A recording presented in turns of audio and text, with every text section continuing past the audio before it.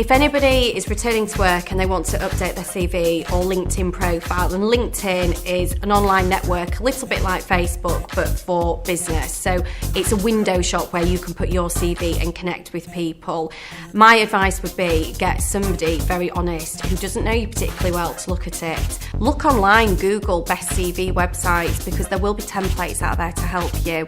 You've got to think that that is your personal billboard, so to speak. There's something which I learned from the apprentice experience is that if you don't go out there and sell yourself, nobody will do it for you. One of the most important things employers want on a CV and during an interview process is work experience. Call companies who you want to work for, find out the manager's name, the HR name. Don't ever send a letter saying dear sir or madam, make it personal. Send it to them on an email as well. Ask the reception for their email address and follow it up with a phone call. Almost take the approach that you've got no prisoners. And if somebody comes across as very passionate, enthusiastic, articulate, with a great attitude, they're the type of people I want in my business. We probably receive over a third of applications with a spelling mistake. Just use spell check.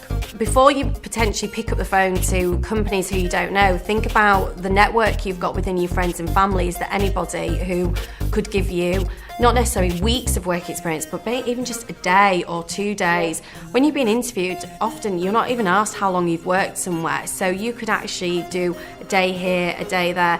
And if you haven't been in a working environment because you've been at home parenting, I think that will really help your confidence as well, just to, instead of plunging straight into a big pool, sort of dipping your toe in the water and building up confidence. I think that's a really good idea.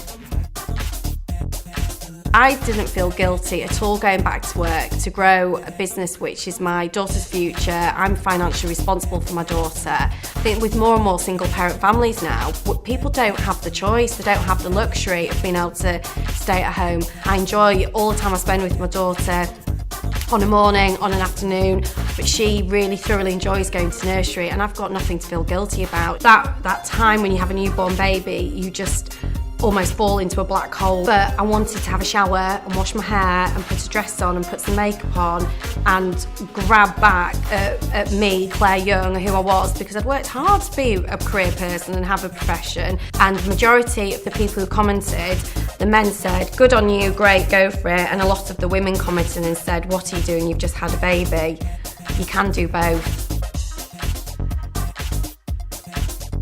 When you're on maternity leave, it's such a special time to get to know your baby, and it's not a learning curve for me, it was a learning cliff, how quickly I had to learn things. But I really kept involved in my business by reading the news every day. I wanted to feel connected to the outside world, keeping in touch with my colleagues. And I think if your company offers you contact days where you can, I think most companies it's 1 day per month for maternity leave, use that day even just to have half a day to yourself, to have a shower, get dressed, go and enjoy a warm cup of tea or coffee and go see your colleagues. I think one of the things which lots of people comment to me about taking maternity leave is they feel quite disconnected, and there's a growing intimidation of going back into work and a nervousness of not feeling part of a team. And I think if you keep connected mentally and physically, it will benefit you a lot.